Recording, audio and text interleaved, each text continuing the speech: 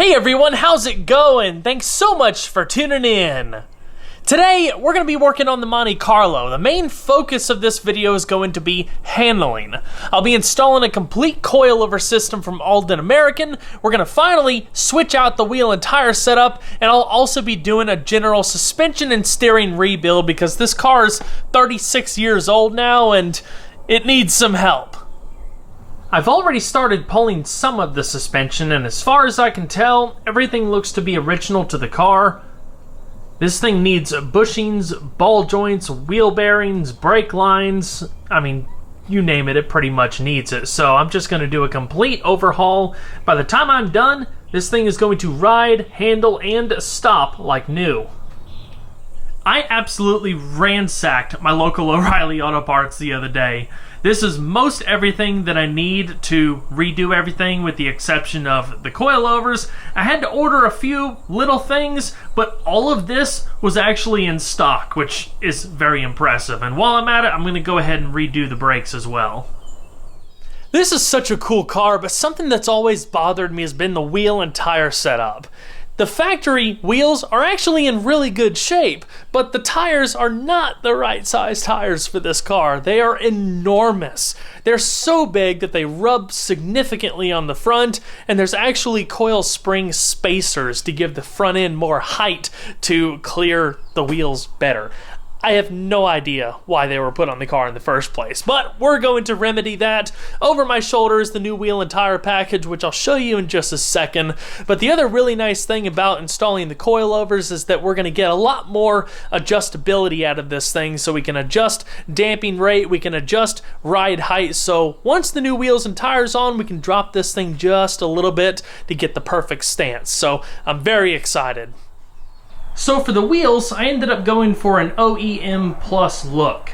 These are 17x8 N90s from year one. They're larger replicas of the factory wheels offered, I believe, on 86, 87, and 88 models.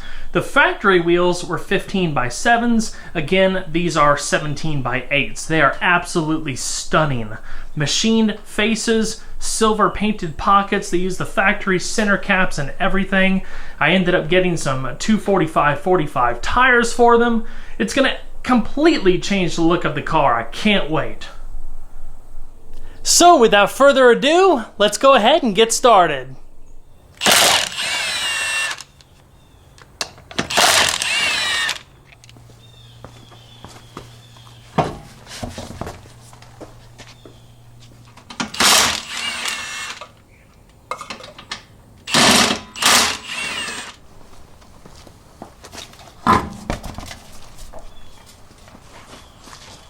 Alright, I've gotten everything up front pulled from the car. The whole suspension, all the brakes, steering components, everything for the most part is laid out on the table behind me. This is an instance where I want to absolutely stress how important proper maintenance is to any vehicle. And if you buy an older car like this that you know has been sitting for a long time, absolutely do your due diligence and really look the thing over, because at the end of the day, it's a safety thing and a little bit goes a long way. So that being said, let me show you what's going on here. Everything is super caked in grease, so I'm going to have to do a deep cleaning on all of the parts that I'll be reusing. But the wheel bearings themselves had a lot of play. They were almost dry. Like I said, the ball joints are bad. All of the boots have ripped and there's grease spilled everywhere. It's just an absolute mess. But that's why we're doing all of this. Taking it down, starting with all new stuff.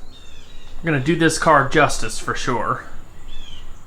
Being that this car does have really good bones, I'm not going to go as far as doing a full frame-off restoration, but whenever I'm in a situation like this where I have the opportunity to go a little further into the car to really clean things up, repaint as needed, re-grease and all that good stuff, I'm going to jump on it. So I haven't dropped the rear end yet. That's one of my tasks for today, to pull the springs and the shocks, but I've already done a thorough pressure washing of all of the wheel wells. Everything's looking really good, so now I'm going to work on prepping and painting and making everything pretty. Now that looks a lot better. I suppose now is just as good a time as any to go ahead and fit the rear coilovers.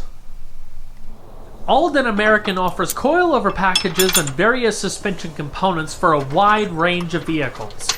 What I really like about their stuff is that, of course, everything is made right here in America and it's all very high quality.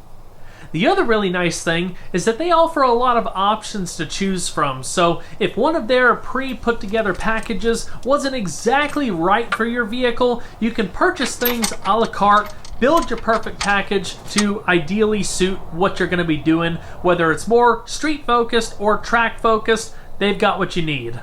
And the best part is that everything is designed as a complete bolt-in solution. So with the Monte Carlo, all I had to do was pull out the old shocks and springs and put all of the new stuff back in. No modifications necessary. And of course, I took things to a further level with my whole restoration mindset. But in the grand scheme of things, it's all pretty straightforward. This particular car, I fitted their top-of-the-line double adjustable coilovers front and rear and their standard weighted springs. Again, depending on how you're building your car and what the end goals are, they have different spring rates, and they have single adjustable coilovers if you wanted to do something a little bit more budget friendly but still have a high quality setup at the end of the day. But this particular setup is going to be perfect for this car, being that it's going to remain in stock configuration and it's going to offer full tuning and adjustability for ride quality and handling characteristics, which I'm very excited to try out. So with most of the suspension finished up, I'm going to turn my attention to the brakes and get all of this wrapped up. So I've already completely rebuilt the drum brakes, went to O'Reilly Auto Parts, picked up everything I needed. I also decided to do a little bit of an upgrade with the front. Got drilled and slotted rotors, some high quality pads. Every single thing is brand new. Calipers, lines, wheel bearings, seals, everything. So it's going to be really nice.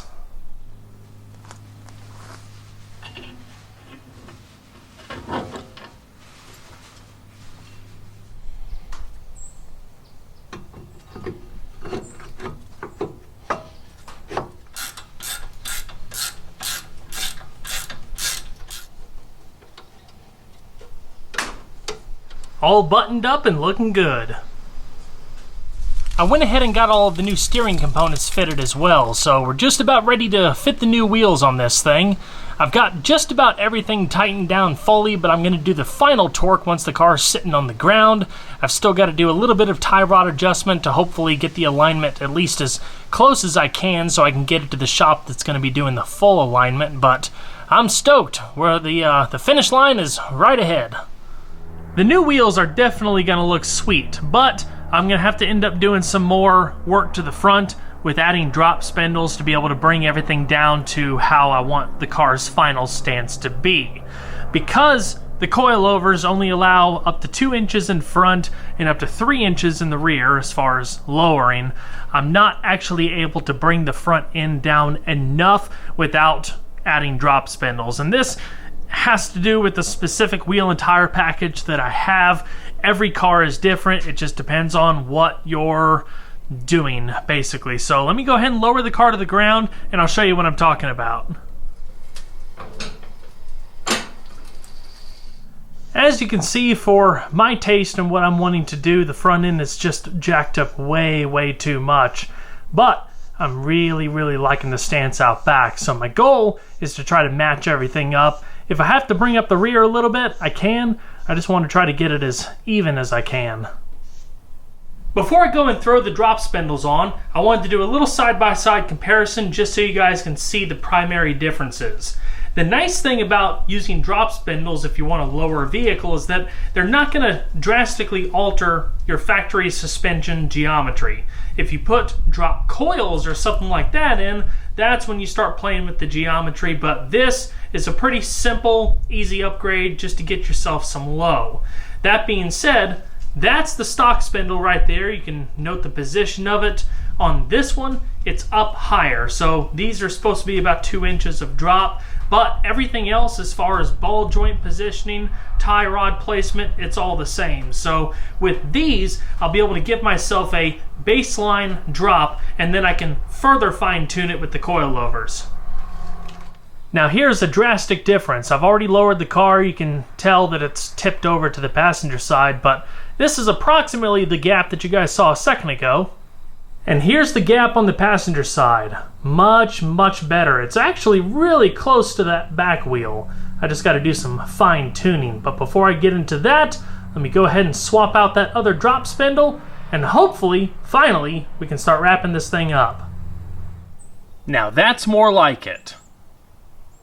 Unfortunately, I really can't tell you guys how much lower this is compared to how it was stock, because of these weird, oversized tires that one of the previous owners fitted to the car about 10 or so years ago. But it's got a really, really nice stance right now. It's way, way lower than it was before, which that's all that matters. I hated how it looked with those old wheels and tires. So anyway, at this point, all of the coilovers have been adjusted, did all my little fine tuning. I'll probably have to do some more fine tuning once they get kind of broken in a little bit, but right now I'm going to jack it up one more time and put my turntables underneath the front so I can adjust the tie rod arms and try to get things a little straight. I got to reinstall my steering shaft and just some final checks and balances just to make sure we're all good.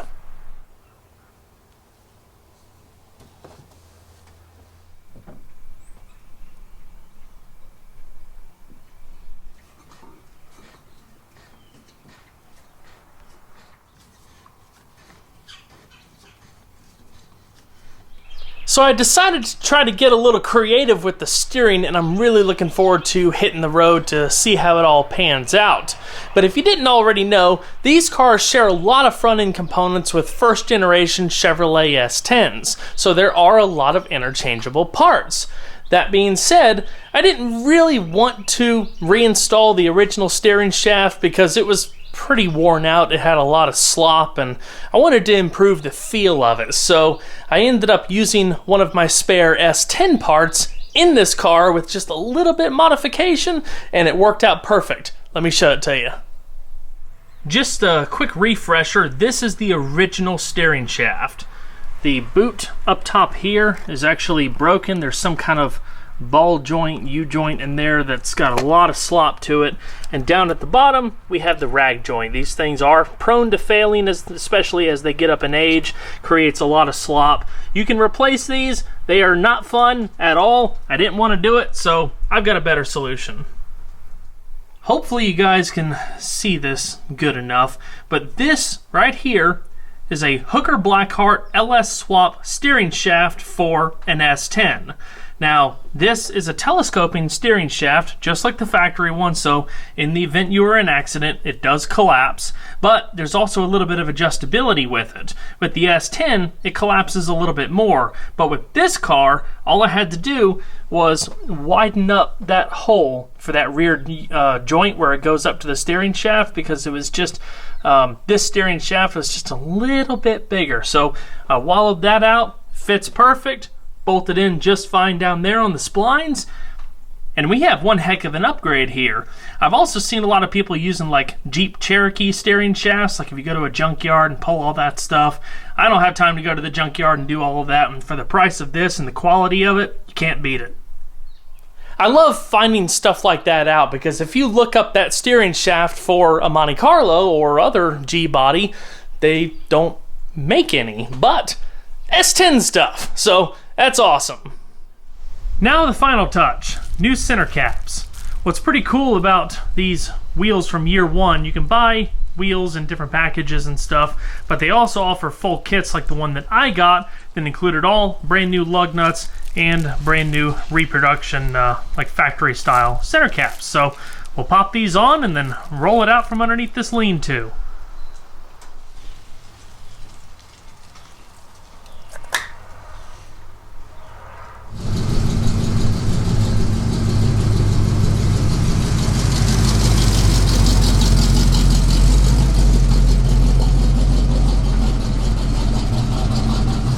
Now it's time for an alignment. This turned out so sweet. Alright guys, I just picked the car up from the alignment shop and daylight is waning, so I didn't really have time to put my GoPros up, so I just decided to throw my regular camera into the passenger seat. Hopefully at least we get a little bit better audio, but you can only see like this much. So sorry about that. I'll give some more clips of the car on the outside once we get back to the house. Let me tell you what, this is an absolutely night and day difference. I mean, it really couldn't get much worse than the way it was before on those big old tires and stuff. But the car is actually, not only is it a lot stiffer, but it's also a lot smoother in the way it hits the road. It feels so much more planted. It's so much more easy to control, and it is very responsive, especially with that new Black Cart steering shaft. It's like a direct connection. You don't have any of that, what do you call it, the rag joint or anything like that. It's a very, very different feel. There's going to be a little bit of a bump because they're redoing our road. Hold on. All right. It's definitely a different feel. It's going to take some time to get used to, but I am very happy I went to the level that I did with just redoing everything. I mean, through corners, the car is just so much more level. I can actually take a corner and feel confident about it. Body roll is greatly diminished. I'm still playing around with the settings, like the little adjustment knob to adjust the damping. I've got it probably about in the middle of the stiffness spectrum. I may drop it down just a little bit. Drive it a couple weeks or so and let everything kind of wear in and see how it is after that. But this is super sweet.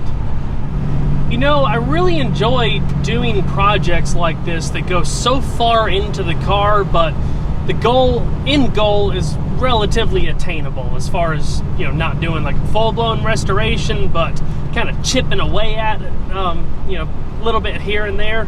But it is not easy filming a video like this either, because there's so much that's going on that if I filmed every single step of what I did, it'd be an hour-long video and nobody would watch it. This video has literally taken me about a month, maybe a little over a month to produce, from like tearing everything apart, filming everything, putting it all back together.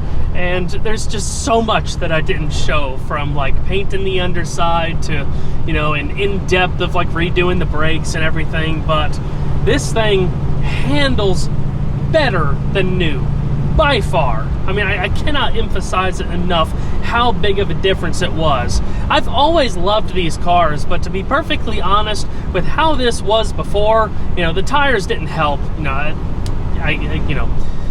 It is what it is. But I was so let down, like legit let down about this thing. I knew it wasn't going to be fast or anything, but it just drove so bad.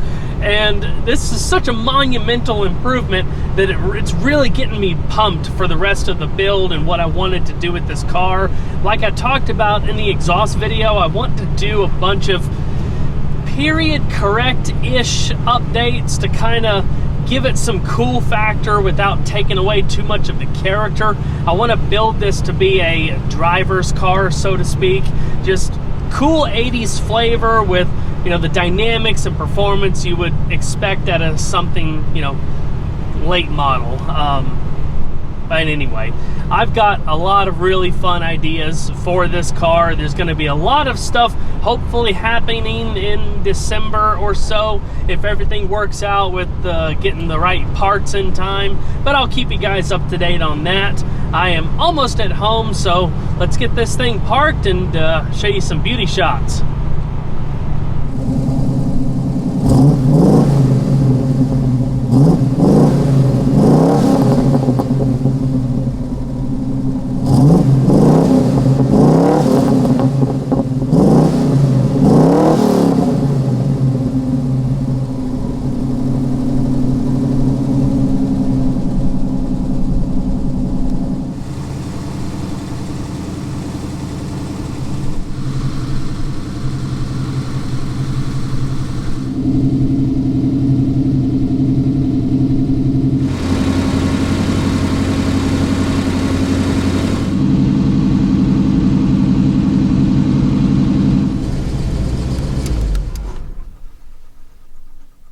Well, everyone, that's going to wrap it up for this video. I hope you all enjoyed it just as much as I've enjoyed finally finishing it.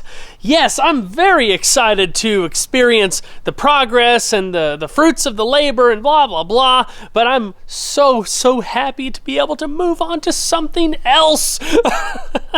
Don't forget to leave a like below because, of course, it really helps the videos a lot, and if you haven't subscribed already, consider doing so because, of course, there's always a lot more content where that came from.